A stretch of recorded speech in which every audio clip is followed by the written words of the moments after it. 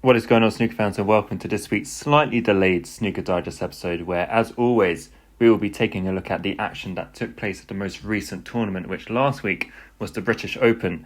But we will actually start by looking at some tasty off-the-table comments made by a couple of players last week. And firstly, we have Kyren Wilson, who got a bit of a hump with Chris Wakelin after Wakelin had, in a slightly more colourful language, told both Kyren and Shaun to grow up and stop feeling the need to compete with each other about who is the best rest player of all time. A comment which to me reads as something that was said very much tongue-in-cheek, but Kyren clearly didn't see it that way though, and ultimately used this as motivation to go ahead and comfortably dispatch Wakelin 4-1 in the opening round. Now, Kyren, a man guilty himself of making some strange comments in the past, most recently after losing to Shaun Murphy in the Masters final earlier this year, is perhaps a little bold for warning players about what they should or shouldn't be saying in interviews, especially, again, when I say that this seems to have been a really sort of a comment made in jest by Wakelin. But I do also think that it highlights that Wilson does seem to be a man who you can quite easily get under his skin. You know, I remember last season he got the hump a lot about not being on the prime table even though he was the world champion. And whilst those comments may have been fair, he does get irritated quite easily. But one thing Kyren said that was true was being careful not to give your opponents ammunition before going into matches against them, especially as a fired-up Kyren Wilson more often than not will beat you. And there were some more off-the-table remarks, and these came from the eventual champion Shaun Murphy, who took a jab at O'Sullivan, suggesting that the Rocket needed to take inspiration from the likes of Roger Federer, Novak Djokovic to be a better role model for this sport. Now, this is hardly the first time that Shaun Murphy has taken a pop at the Rocket, and he went on to suggest that an altercation that happened all the way back when Shaun Murphy was just 12 years old still hasn't really been brushed under the carpet, and he's not fully forgiven O'Sullivan for that.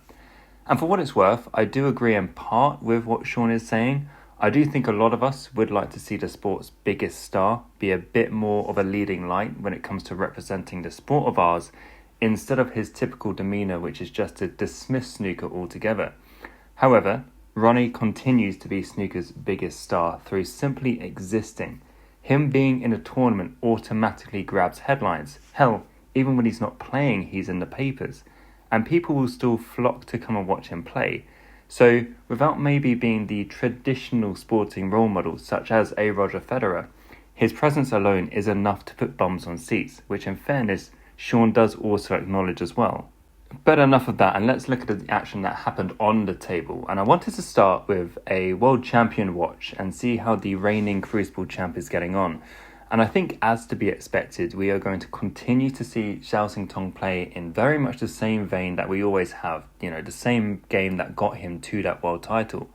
We saw the sublime as he blew away Stuart Bingham, and then the ridiculous in his follow-up defeat against Higgins, although the youngster did still score a couple of 130 plus breaks in that 4-2 loss. And Zhao is currently the leading century maker this season with 22 to his name, so he certainly hasn't forgotten how to score, which alongside his potting has always been his greatest strength. But despite getting to the semi-finals in Shanghai, he's not gotten past the last 16 of a ranking event yet, which is something he'll be wanting to put right soon. But it is something that sort of comes with the territory, that when you play the way that he does, it's typically going to be all or nothing. So I wouldn't be surprised if he does string a run together fairly soon. Neil Robertson also added another record to the CV to become the first player to make 100 breaks of exactly 100, something very niche, and something I remember the biggest Robbo fan of them all in Rob Francis analysing years ago, back when I still used Twitter. And that 100th 100 also puts Neil onto 999 career centuries, so it's very likely that in my next Snooker Digest episode, I will be talking about the Aussie becoming the fourth man to reach the 1,000 century milestone. I also did briefly want to look at Mark Selby because the Jester is having a brilliant start to the season and arguably been the most consistent performer out of everyone so far. But losing in the semi-finals again is going to really disappoint him because so far this season, he has played in 5 events and reached 3 semi-finals, yet he's lost in every single one of those semis. Now, in truth, Murphy done a bit of a job on him in last week's semi-final, and overall, Selby should be very happy by his start to the season. But as a man who tends to thrive the closer he gets to the winning line in tournaments, 3 successive semi-final losses will annoy him, I think. The random draw format of this tournament also really did allow for a couple of those lower down the rankings to flourish. Louis Heathcote made it to his 3rd career ranking event quarterfinal last week, a year after making it to the same stage of last season's Northern Ireland Open. And it is a result Louis not only badly needed, but he also badly needs to build upon as well, because at world number 81, he has a very real danger of seeing his tour card disappear by next spring. Teenage sensation Stan Moody also made it to the quarterfinals with wins over Kyren Wilson, Ali Carter and the English Open finalist Zhao Xintong. He couldn't quite get through to a maiden semi-final, but this is now 2 quarterfinals already this season, which has also helped push him up into the world's top 50. And after seeing so many Chinese youngsters find success in this sport, Stan does continue to be the UK's leading light in terms of a potential future superstar. And there's also Mitchell Mann, do you remember him? A former ranking event semi-finalist who beat Barry Hawkins on his way to a first quarter-final appearance in 4 years before ultimately being blown away by Shaun Murphy in the quarterfinals. And there were also good runs for a couple of other youngsters. Belgium's 20-year-old Ben Mertens made it to this stage of a ranking event for only the 2nd time by making it to the last 16, as did Welsh 19-year-old Liam Davies, whose run included a couple of highlight victories against veterans Jimmy White and Ryan Day. But the man who probably had the biggest unexpected run of the tournament was Anthony McGill, as the 2-time ranking event winner got through to his first final in 8 years last week. And it has been a long overdue performance from a man who I think we once expected to be a regular top 16 player. It was mentioned multiple times in commentary last week, but it is remarkable that Anthony had fallen to 57th in the rankings and suddenly sort of had that threat of falling off tour looming in his rearview mirror. This is a man who in the last 5 years has beaten O'Sullivan at the Crucible and been involved in one of the most memorable Crucible frames of all time in that semi-final against Kyren Wilson as well. And he needed some big results last week too, beating both of the Wuhan Open finalists in Gary Wilson and Zhao Xintong, as well as beating his local hero John Higgins in the quarterfinals. And there was a reminder there of how, not just how tenacious Anthony can be, but also just how clever he is on the snooker table as well. And I don't really think you can fault his performance in the final either.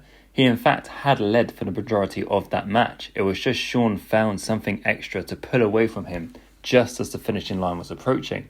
Still though, Anthony can start looking up the rankings again, and after failing to make it to the Crucible for the past couple of years, having always been a nailed on to qualify, let's see if this can propel him back in the right direction again.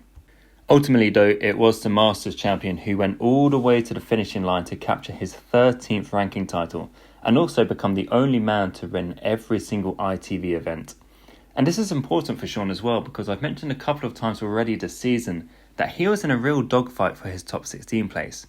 Now, yes, of course, he was always going to be at the Masters, regardless by virtue of being the defending champion, but still, climbing up to 12th and putting clear water between him and Wilson in 17th may just have alleviated fears of having to qualify for the UK Championship. And he got the job done in style, didn't he? He had to beat Robertson and Trump in the same day. He then took Mark Selby apart in the semi-finals and came through a real battle against McGill in the final. And I think you can draw a lot of parallels with this and his performance to win the Masters. He gave every shot his full concentration. He potted a high percentage of long pots. He also scored heavily and also competed in the tactical side of the game as well, which was most impressive when doing so against Mark Selby. He said himself that he wants to become a more consistent player to win multiple titles in a season, like Judd Trump does, like Kyren Wilson does. And when he plays like that, you almost question why he doesn't do that already.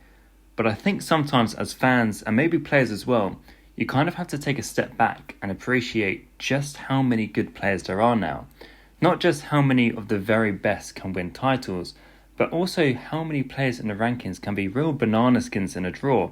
And in truth, winning just one title in a season is an achievement to itself, which is why what Judd and Kyren have done recently by winning 3, 4, 5 titles in a season is really just stupidly good.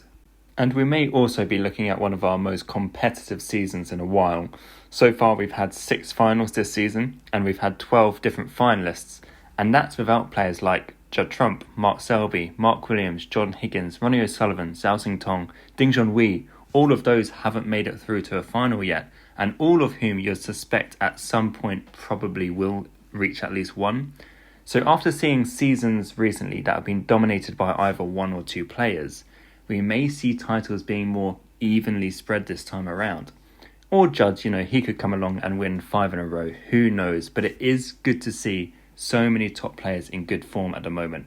And with autumn now upon us and the weather getting colder, this is the time of year where players will want to build some momentum as we build towards the UK Championship and the Masters, which are now only just around the corner.